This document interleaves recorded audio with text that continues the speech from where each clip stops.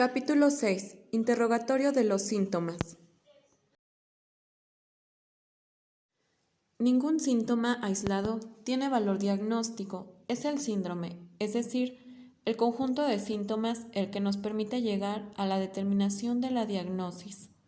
Las transiciones entre salud mental, neurosis y psicosis son graduales, además de que en los tres casos los mecanismos de defensa empleados para enfrentar las demandas opuestas del mundo interno y de la realidad son las mismas, siendo su rigidez, permanencia, extensión y eficiencia las que permiten determinar si su resultado es una adecuada adaptación o la presencia de patología mental.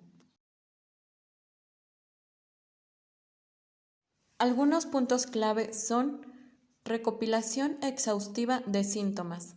La anamnesis es fundamental para obtener un cuadro sintomatológico completo del paciente, rastreando sus antecedentes y perturbaciones previas en su vida. Origen de los síntomas psiconeuróticos. Estos síntomas surgen del conflicto entre fuerzas psíquicas en el paciente.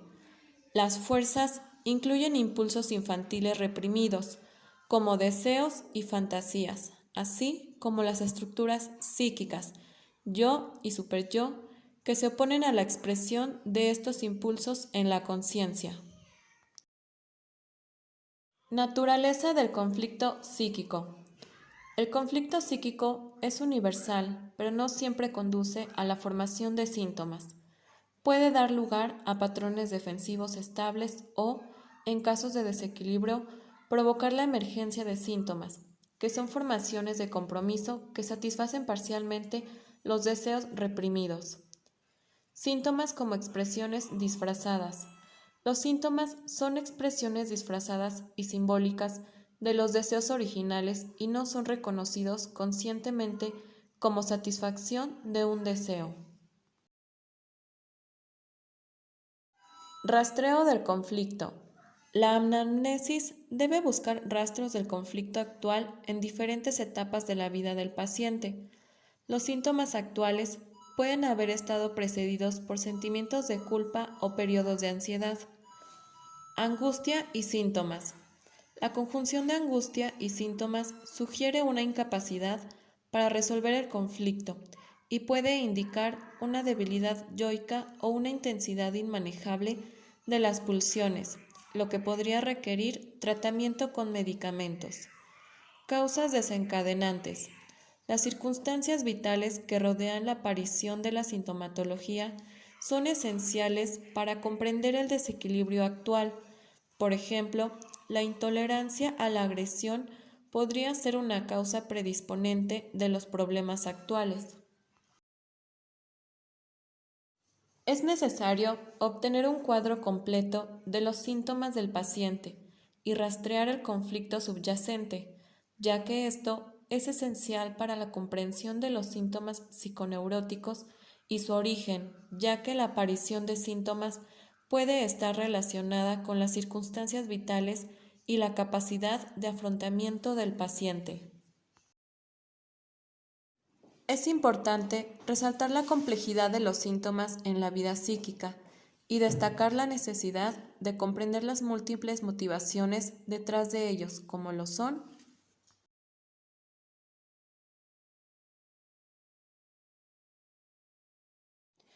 sobre determinación de los síntomas. Los síntomas, al igual que otros aspectos de la vida psíquica, tienen múltiples causas o motivaciones. Pueden representar gratificación de deseos, necesidad de autocastigo, identificación con figuras significativas y dramatización de conflictos. Investigación en la vida del paciente. Para comprender los síntomas, es esencial buscar más allá de la causa desencadenante, investigando los deseos, las culpas y las relaciones de objeto involucrados. Estos aspectos son inconscientes y se originan tanto en el presente como en el pasado del paciente. Proceso deductivo. La investigación implica un proceso deductivo que aplica conocimientos sobre el desarrollo psicosexual y la psicodinamia para explorar las relaciones de objeto del paciente, así como sus formas de enfrentar y resolver conflictos. Límite de tiempo. Dado que las entrevistas tienen un límite de tiempo y su objetivo es comprender la dinámica de los síntomas, se requiere prestar atención a las asociaciones libres que surgen durante el relato del paciente. Proceso esquemático. El procedimiento descrito para investigar los síntomas es esquemático y no debe seguir una secuencia fija. La investigación de cada síntoma incluye aspectos como la fecha de inicio, las circunstancias, el curso, las características, el estado actual, los síntomas acompañantes y las ganancias secundarias. Proceso deductivo. La investigación implica un proceso deductivo que aplica conocimientos sobre el desarrollo psicosexual y la psicodinamia para explorar las relaciones de objeto del paciente, así como sus formas de enfrentar y resolver conflictos. Límite de tiempo. Dado que las entrevistas tienen un límite de tiempo y su objetivo es comprender la dinámica de los síntomas, se requiere prestar atención a las asociaciones libres que surgen durante el relato del paciente. Proceso esquemático. El procedimiento descrito para investigar los síntomas es esquemático y no debe seguir una secuencia fija. La investigación de cada síntoma incluye aspectos como la fecha de inicio, las circunstancias, el curso, las características, el estado actual, los síntomas acompañantes y las ganancias secundarias. Preguntas claras y directas. Es importante realizar preguntas claras y directas durante la investigación semiológica para evitar confusiones y respuestas evasivas por parte del paciente. Es importante determinar la fecha de inicio del padecimiento y de comprender las circunstancias que rodearon la aparición de los síntomas en un paciente. Por ejemplo, la fecha de inicio del padecimiento. Se destaca la necesidad de preguntar al paciente cuándo comenzaron sus síntomas, visiones o dificultades con sus padres. Se considera que los trastornos actuales pueden haber estado precedidos por alteraciones anteriores en la vida del paciente.